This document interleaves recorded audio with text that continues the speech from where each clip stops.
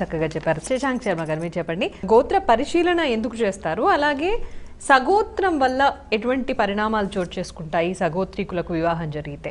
ధర్మశాస్త్ర ప్రకారం జ్యోతిష్యం వేరే, ధర్మశాస్త్రం వేరే. ఈ ధర్మశాస్త్రం ప్రకారం సగోత్రికులు ఎప్పుడు కూడా వివాహం చేసుకోకూడదు. సగోత్రము అంటే ఒకే గోత్రం.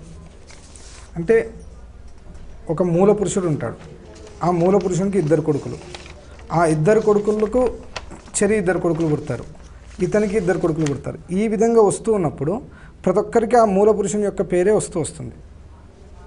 విశ్వామిత్ర గోత్రం ఉంది, విశ్వామిత్రుడి నుంచి వచ్చినటువంటి వంశం, అంటే అక్కడ ఇక్కడ మొత్తం అదే వస్తుంది. అంటే ఈ విధంగా ఉన్నప్పుడు ఏమైపోతుందంటే వాళ్ళు వీళ్ళు అన్నా చెల్లెల్లాగా అయిపోతారు, సోదరి ఒకే డిఎన్ఏ అవుతుంది. ఆ విధంగా ఉన్నప్పుడు ఏమంటే వాళ్ళిద్దరూ కలిసి వివాహ ప్రధాన ఉద్దేశం వంశాన్ని ముందుకు తీసుకొని వెళ్ళడం.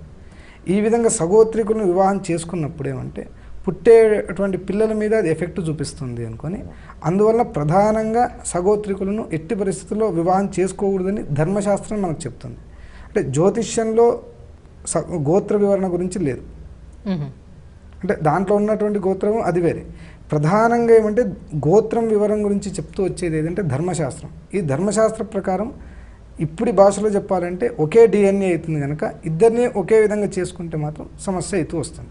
ఇక్కడ జ్యోతిష్ శాస్త్రంలో మనకి శాస్త్రీయ పరంగా కూడా ఒక వివరణ ఉంది అంటారు, అంతేనా?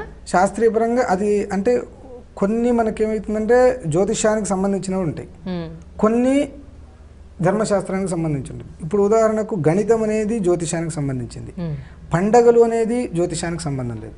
అది ఏదన్నా ధర్మశాస్త్రానికి చెప్పింది, ధర్మశాస్త్రం దాన్ని నిర్ణయించేది.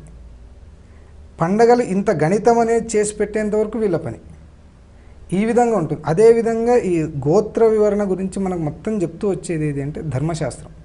ఈ ధర్మశాస్త్ర ప్రకారం సగోత్రికుల వివాహం ఎట్టి పరిస్థితుల్లో కూడా పనికిరాదు. బాగుంది. మీనాక్షి గారు